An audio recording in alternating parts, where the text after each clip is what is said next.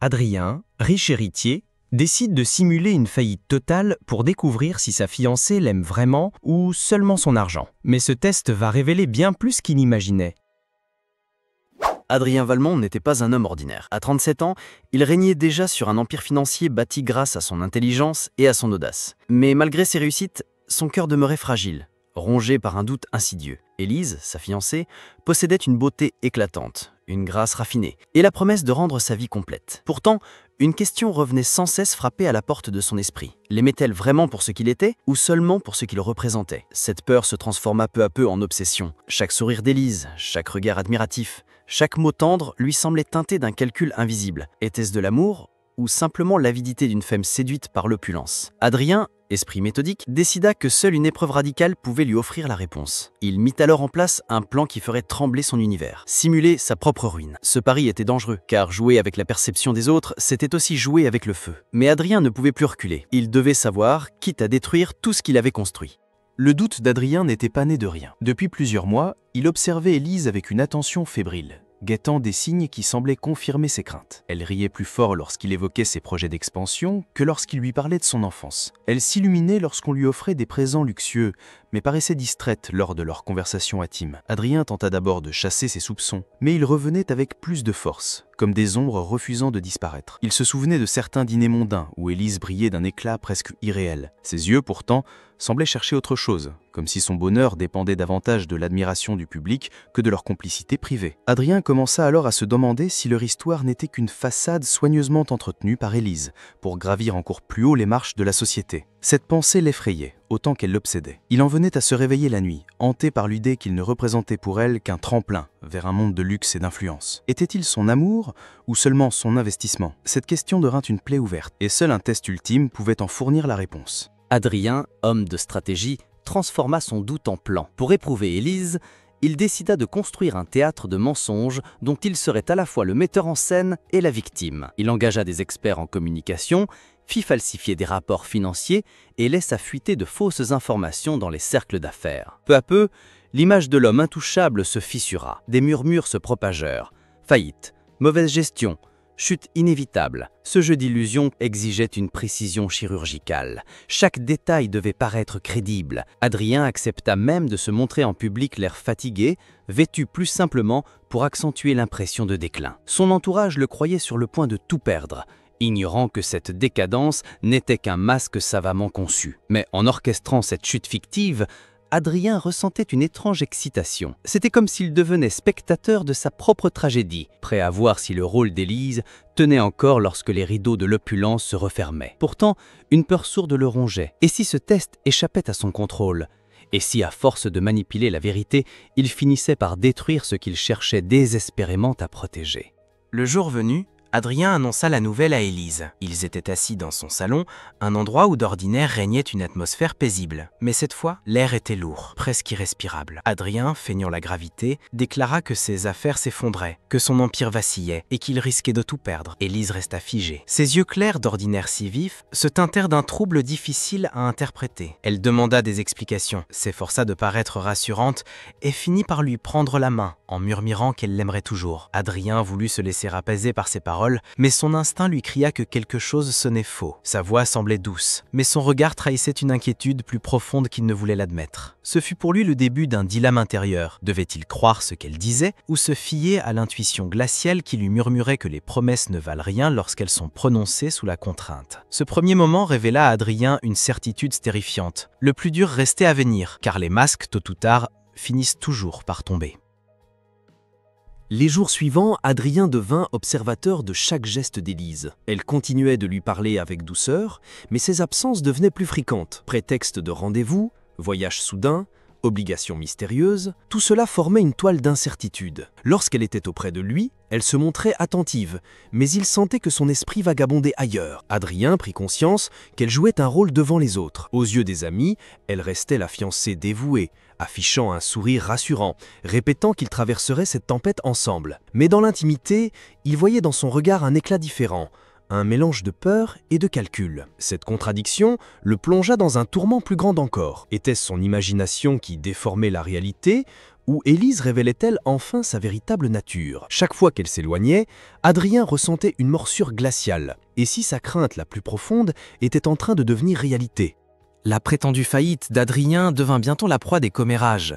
Dans les salons huppés, les conversations chuchotées portaient toutes sur lui. Certains se détournaient, craignant d'être associés à sa chute. D'autres se rapprochaient avec une compassion hypocrite, espérant tirer profit de sa faiblesse. Adrien observait ses réactions avec une froide lucidité. La Régent, plus encore que l'amour, révèle les visages véritables. Élise, de son côté, semblait souffrir davantage des jugements du monde que de la situation elle-même. Elle paraissait obsédée par ce que les autres disaient d'eux, plus inquiète pour son image sociale que pour leur avenir commun. Cette attitude nourrissait davantage les soupçons d'Adrien. Si elle l'aimait vraiment, n'aurait-elle pas trouvé du réconfort dans leur complicité, plutôt que dans l'opinion des autres? Le venin des rumeurs s'infiltrait peu à peu dans leur relation. Adrien sentait que le test qu'il avait initié prenait une tournure plus dangereuse qu'il ne l'avait prévu. Car dans ce théâtre de mensonges, ce n'était plus seulement l'amour d'Élise qu'il mettait à l'épreuve, mais sa propre capacité à affronter une vérité qu'il pourrait ne pas supporter.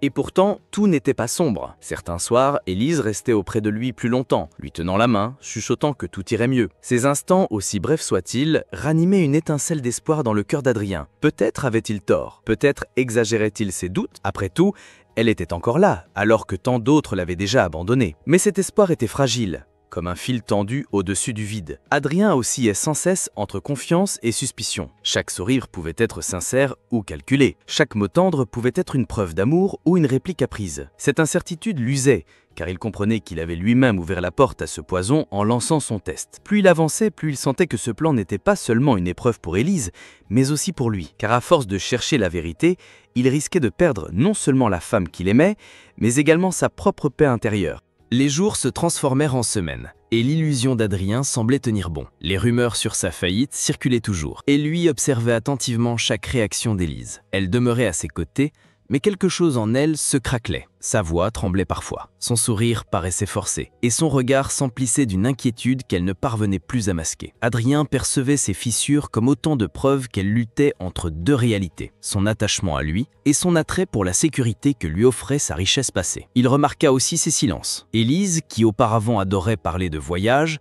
de projets grandioses et de soirées mondaines, se faisait plus discrète. Elle évitait désormais d'évoquer l'avenir, comme si celui-ci s'était effondré avec l'empire financier de son fiancé. Adrien comprit alors que l'épreuve fonctionnait. Il approchait du cœur de la vérité. Mais ce qu'il redoutait le plus n'était pas de confirmer ses doutes, c'était de se rendre compte qu'au fond, il espérait toujours être détrompé. Cette dualité le consumait. Plus il observait, plus il oscillait entre désir de croire en l'amour d'Élise et peur de découvrir qu'il n'était qu'un pion dans son ascension sociale.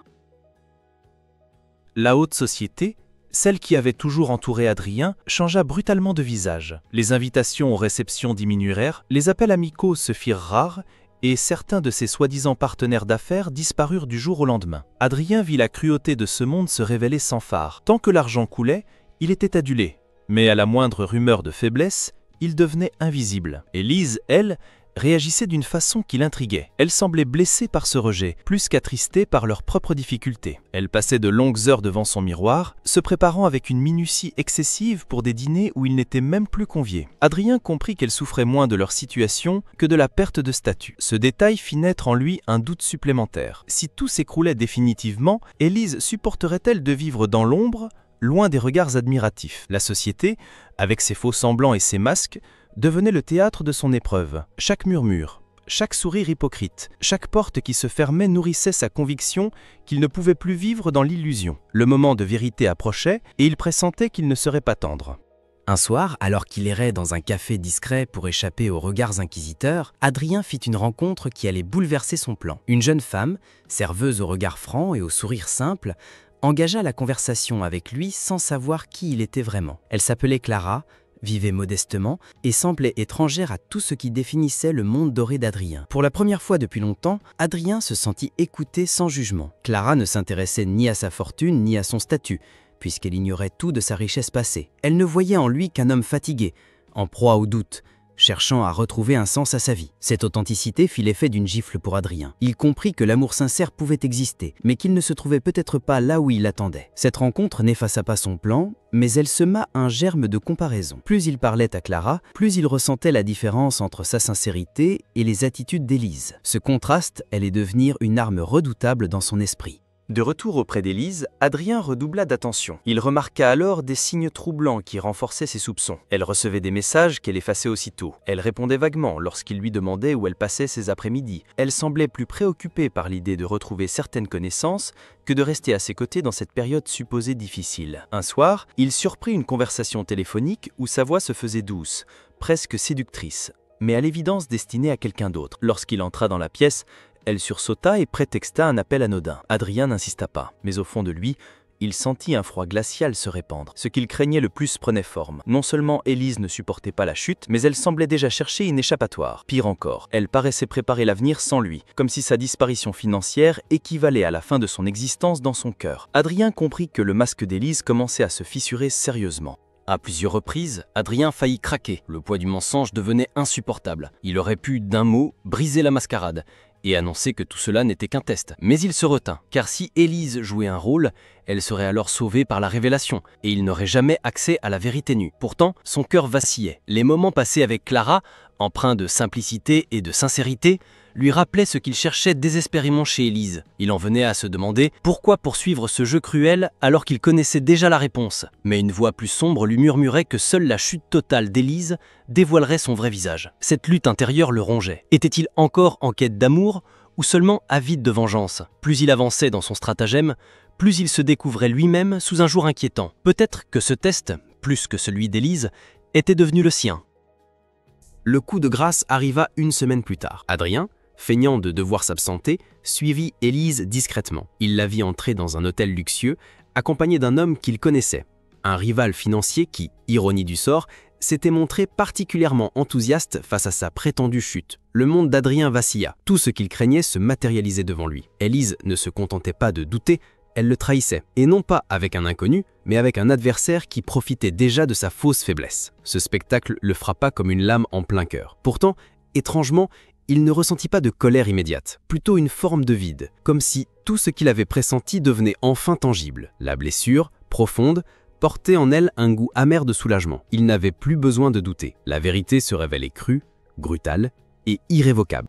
Le soir même, Élise revint à ses côtés, affichant un air compatissant. Elle lui caressa la main, lui assura qu'elle croyait toujours en lui et l'encouragea à ne pas perdre espoir. Adrien, qui l'avait vu dans les bras d'un autre quelques heures plus tôt, supporta difficilement ce théâtre, mais il garda son masque. À cet instant, il comprit que leur relation n'était plus qu'une façade. Elle jouait son rôle avec talent, croyant peut-être encore pouvoir tirer profit de son statut, même diminué. Mais Adrien, lui, n'était plus dupe. Chaque mot qu'elle prononçait sonnait faux, chaque sourire ressemblait à une grimace maquillée. Pour la première fois, il ne se sentit plus piégé par ses doutes. Il voyait désormais clair dans le jeu d'Élise. Mais il décida de patienter encore, de ne pas révéler qu'il connaissait la vérité, car il voulait que la fin de cette pièce soit entièrement sous son contrôle.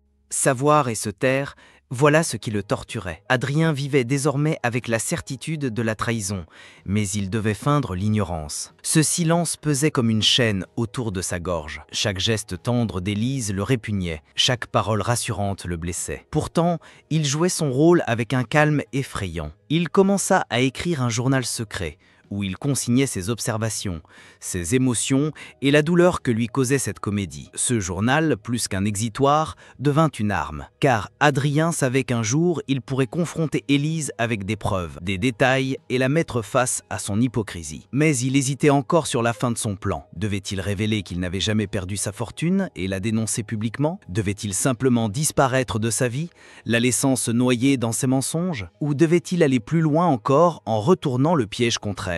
Adrien continua de voir Clara en secret. Leur complicité grandissait et il sentait auprès d'elle une paix qu'il n'avait jamais connue avec Élise. Clara ignorait toujours qui il était vraiment et cela rendait leur relation d'autant plus précieuse. Il se surprenait parfois à imaginer une vie différente, loin des mondanités, bâtie sur la sincérité. Mais cette tentation l'effraya autant qu'elle l'attirait. Pouvait-il vraiment renoncer à tout ce qu'il avait été? Clara représentait l'authenticité, Élise incarnait le mensonge. Entre les deux, Adrien se tenait au bord d'un gouffre, hésitant à sauter vers une nouvelle vie ou à achever l'ancienne dans un éclat vengeur. La tentation de tout révéler à Clara était grande, mais il craignait de perdre ce fragile équilibre. Pour l'instant, il choisit de garder son secret, préférant savourer ses instants de vérité avant de trancher définitivement.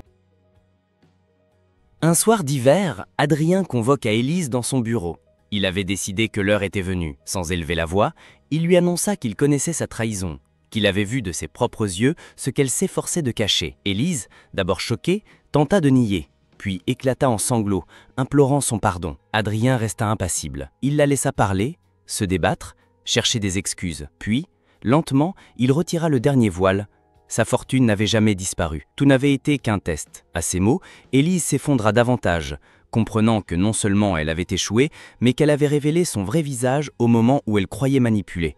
Adrien mit fin à leur fiançailles sans détour. Élise, paniquée, tenta de plaider son amour, jura qu'elle avait agi par peur, par désespoir, mais il ne l'écoutait plus. Elle n'était plus qu'une étrangère, une actrice médiocre dans un rôle qui venait de s'écrouler. La séparation fit l'effet d'un scandale. Dans les cercles mondains, on chuchota 1000 histoires, mais Adrien n'en avait cure. Il avait découvert la vérité et n'avait plus besoin de justifier ses choix. Élise, quant à elle, disparut peu à peu des salons, rejetée par ceux qui avaient autrefois courbé l'échine devant elle. Adrien, libéré de ce fardeau, ressentit une étrange sérénité. La douleur demeurait, mais elle s'accompagnait désormais d'une clarté nouvelle. Mieux valait une solitude lucide qu'une compagnie bâtie sur le mensonge.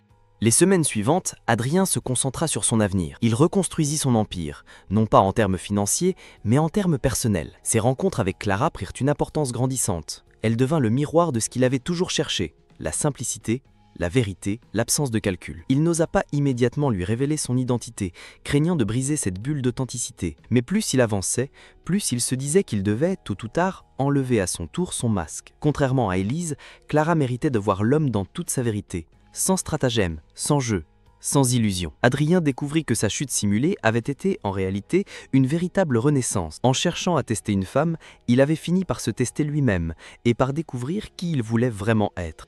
Un soir, Adrien se retrouva seul, face au feu crépitant dans sa demeure. Il relut son journal, témoin de ses doutes, de ses blessures et de ses révélations. Il réalisa que cette expérience avait transformé son existence à jamais. Il avait perdu Élise, mais gagné une vérité infiniment plus précieuse. L'amour ne peut se mesurer ni en fortune, ni en statut, mais seulement en sincérité. La richesse qu'il possédait ne résidait pas dans ses comptes, mais dans sa capacité à vivre sans masque. Il se promit alors de ne plus jamais se laisser enfermer dans les illusions, ni celles des autres, ni les siennes propres. Car au bout du compte, ce n'était pas la faillite qui avait révélé les cœurs, mais le courage de faire tomber les masques. Ainsi s'achève l'histoire d'Adrien, l'homme qui a feint la ruine pour découvrir la vérité, et qui trouva dans la douleur de la trahison la force de renaître. Si cette histoire vous a captivé, si vous voulez découvrir d'autres récits de secrets, de mensonges et de révélations, n'oubliez pas de vous abonner pour ne rien manquer.